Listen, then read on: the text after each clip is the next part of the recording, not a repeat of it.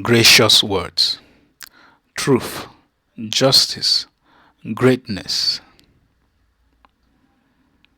Policy makers. Before I tell you who a policy maker is and who are the people I'm referring to in this episode, I would like to read a scripture, Isaiah chapter 56, verse 10 to 11. It says, Israel's watchmen are blind, they lack knowledge, they are all mute dogs, they cannot bark, they lie around and dream, they love to sleep. They are dogs with mighty appetites, they never have enough. They are shepherds who lack understanding. They all turn to their own ways. They seek their own gain.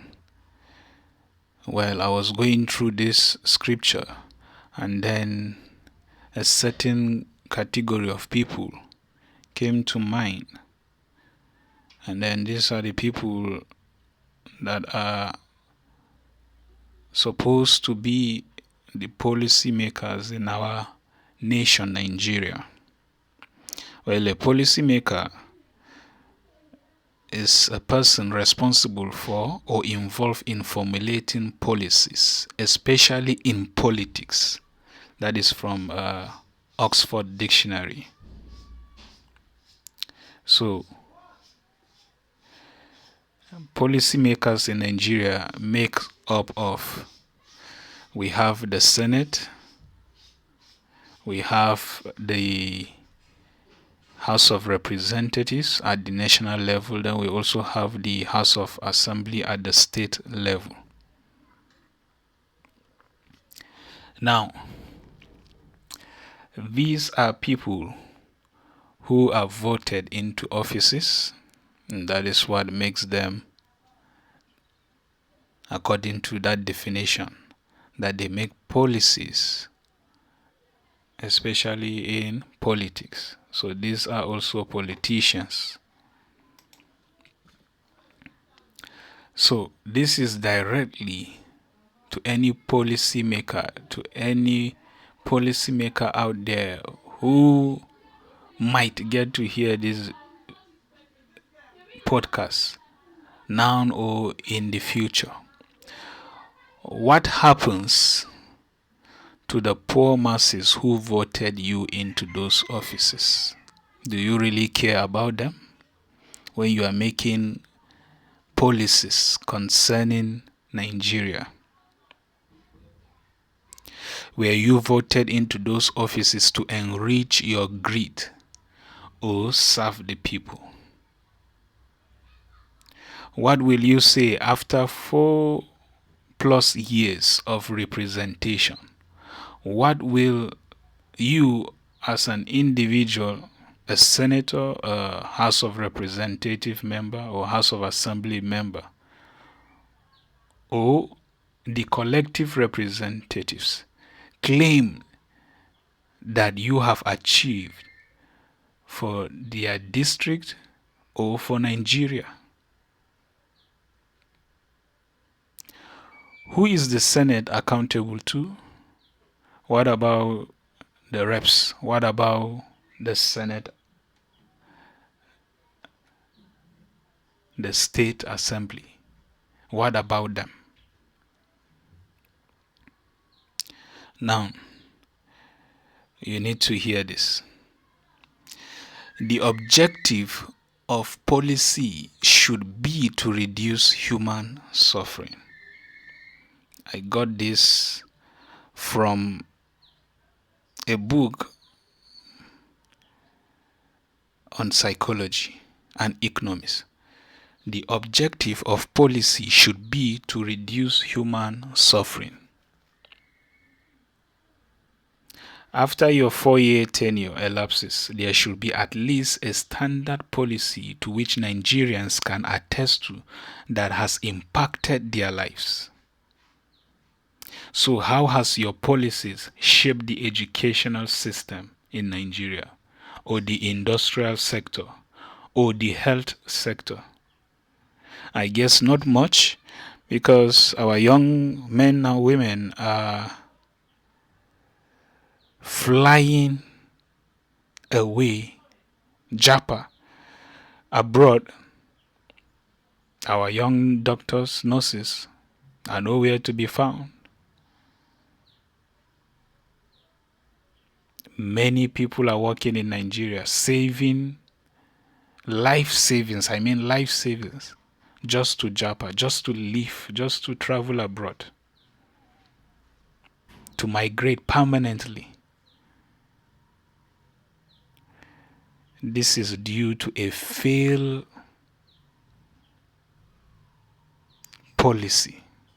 And who are responsible? Yes, the same people we voted 4 years, 8 years, 12 years, 16 years ago. Wait, do these policymakers even ask themselves reasonable questions? Or is it that every time we tune in to watch the Senate or the House of Representatives, we just entertain ourselves with drama and chaos?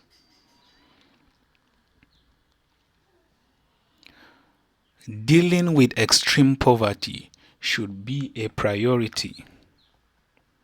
I am calling on all Nigerians to rise up and call for accountability from our so-called leaders, the policymakers in particular.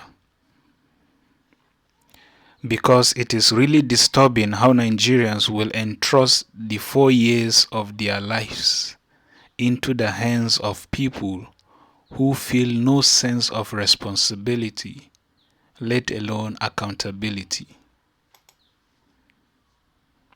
It is true that there are a few of these representatives that are trying their best, seeking the betterment of the Nigerian people, but they are being overshadowed by the vast majority of their wicked colleagues. So, we need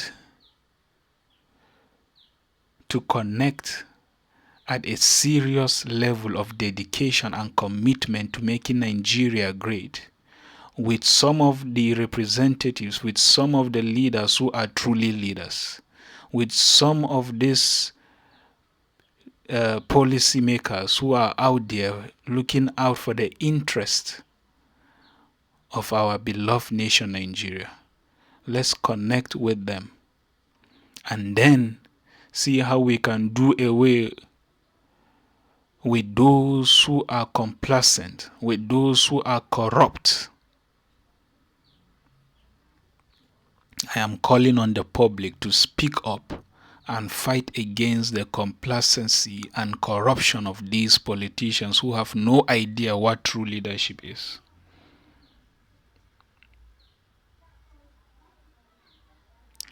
Well, I might get so many people to talk back and say,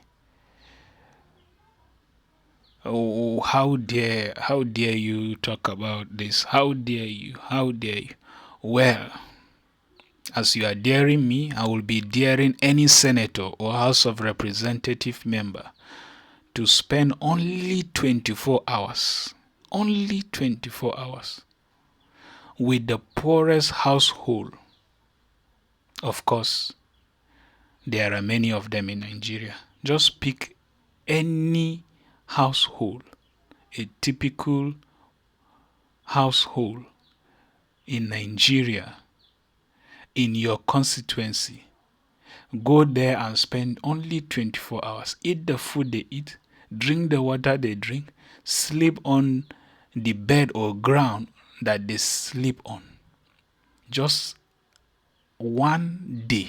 That is my daring. That is my challenge to you. And then let's see. Let's see how you will feel afterwards. Let's see whether you feel like you are a human being after that experience? I am just calling the obvious. I'm not asking for too much. I guess Nigerians are not asking for too much. We must begin to ask the difficult questions that nobody is asking. Because things are not getting better, they are getting worse. We thought that we had 8 years of what is bad. But another 8 years is about to pass by. And what are we going to look back and say it has been achieved? As a national development, as an economic development, as a human resource development.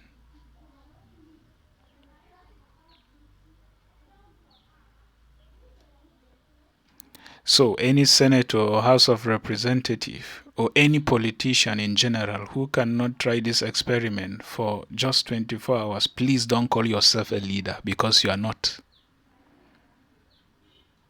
You are not a leader, and you are not our leader.